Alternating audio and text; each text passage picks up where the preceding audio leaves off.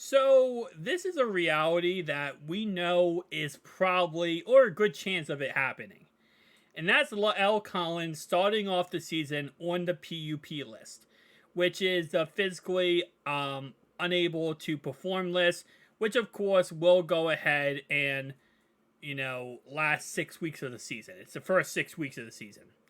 And this is according to the Athletics, Paul Del Delhern Jr. That's his prediction. And I think right now, again, nobody really knows what's going to happen with La'el Collins. Is he going to start? Is he not? We've had a really rough offseason in that subject category.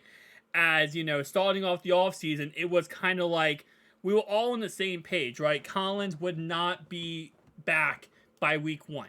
He would at best come back at week 6 after being on the PUP list for a little bit of time, and we would have to figure out another right tackle situation. That's what sparked the whole conversation beginning with Jonah moving to right tackle. Because, okay, well, we need a right tackle. Obviously, Collins is not back. 3 days before the draft, Collins has a press conference, says to the media, I'm healthy. I'm ready to go. I could go play today if I had a brace on my ankle. So then it's like, hold up. Is the smoke? Is this all smoke, or is this actually true? Because if he's ready to go and he's healthy, then the Bengals don't need to draft a right tackle. Because he's the right tackle, and then you have the backup Jonah Williams, and you're the backup Carmen. Then, OTAs, mandatory minicamp comes around. Collins is healthy. He's out there. He's did not practice out there, but he did. There was a clip that went around of him going against a trainer, and he held his own. He looked pretty dang good. And then that sparked even more conversation. Okay, well, he's in his rehab process, but he's coming back. He's going to be healthy and he's going to play by week 1. Now we get this update from the Athletics, who are projecting him very, very likely to start on the PUP list, which again would be an absolute travesty for the Bengals here. Now, I'm not saying Jonah Williams can't go in there and perform very well and become a starting right tackle, or Jackson Carman. I'm more or less on the train of Jackson Carman, but I think both options are going to be, doable in this situation. The problem is, you got to keep in mind who we play week 1. Cleveland. And Myles Garrett is going to be going after Joe every single play. Desarius Smith is going after Joe every single play. This right tackle position needs to have someone who knows what they're doing. I'm not going to sit here and say Collins is the best right tackle in history. For Pete's sake, he has a 44.2 pass blocking grade according to Pro Football Focus.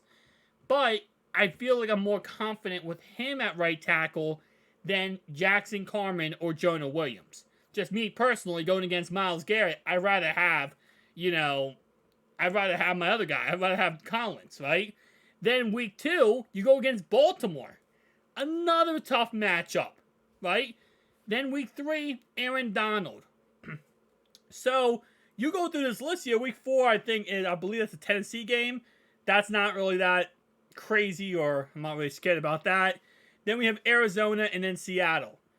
Those 3 teams, again, not really too scared. It's really just the first 3 games of the season. Good thing is, most likely, we can double team Donald, and the rest of that Rams defensive line doesn't look that scary, right? They're not really that bad. That good. And then the other side, the first 2 games is going to be tough protecting Joe. It will be. The rest of our offensive line is good, though. Kappa's back, and obviously we have Orlando Brown, we have Volson, we have Teddy K. But what we saw in the AFC Championship game last year was Hakeem getting destroyed at the right tackle position and getting thrown back into Joe. And Myles Garrett, I have this speaking suspicion he might throw Jonah back into Joe. And that's what's kind of has always been on my back of my head, and why I have always entertained the idea of drafting a right tackle in this draft, that we just had. Now, obviously, it didn't fall to us, and I think we got the best pick possible in Myles Murphy, and then following it up with DJ Turner. But this is a situation that, we're ready for, and Hopefully, if Collins isn't back, I hope that, it gets figured out at right tackle. Because again, yeah, Jonah Williams, I think he could be a perfectly okay right tackle. I just don't trust him as much as I trust Collins. And that might come down to pure, play time at the position, right? The Collins, if we go back to, how long he's played in the NFL for, I mean, he has a lot of experience. I'm not going to sit here and say he's the best player. Obviously, he's not. But other than last season, which was an off season, I mean, when he was with Dallas, he was a pretty dang average, I say, pass blocker. 76, 75, 69, 59, 49, 67. But he at least gives you the experience you need at that position. Jonah, while again I think is going to be a good option right tackle, he simply has not played in any NFL games at the right tackle position as much as Collins has, right? So at left tackle, yeah, Jonah has played left tackle. He's gotten beat a couple times left tackle, but he's done it. Jackson Carman at left tackle has been okay. He's been really decent last year in the playoffs. And that's why I'm kind of pulling more for Jackson Carman at right tackle, not because of Jackson Carman, he has more play time than Jonah. It's mainly because of the fact that I just trust that, again, we did invest a heavy draft pick on Jackson Carman. I believe it was a second round pick.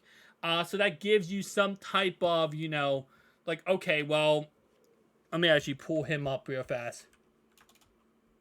Carman. Here he is. So it gives you some type of, and it was second round pick, I was correct. It gives you some type of, reinsurance. And again, Jonah was a first round pick, don't get me wrong, obviously. He was a first round pick out of college. But, I don't know, I just feel more confident in Jackson Carman. I don't know, maybe I'm just I'm not really making sense because, there's no logic behind what I'm saying, right? This is just an opinion. This is honestly straight up just an opinion. But I do hope, what's his name? Collins is back by week 1. Truly hope he is back by week 1. And we'll see how that ends up going. But yeah, so last year, 2021, Carman played 17 games his rookie season at right guard. Obviously, then we went and got Kappa, so that did not help. It did not help him to be a starter anymore because Kappa, you don't really need anyone when Kappa's in there. Then Kappa went down with injury, of course. And then we have, 4 playoff games 2021, 3 playoff games last year. 2 started. So, we'll see. Again, I'm not trying to, with the whole Jonah Williams situation, I'm trying not to, crap on the guy because obviously I've been negative about him. I think a lot of Bengals fans have been negative about him throughout this offseason process completely. But I just want to see the guy succeed because I want to see my quarterback protected. I want to see my quarterback protected and not on his butt. And the thought of that, even the idea of that, just gives me the shivers. And that's why when I see Collins might be out for 6 weeks, or it's now looking like he's going to be out for 6 weeks, kind of I don't know.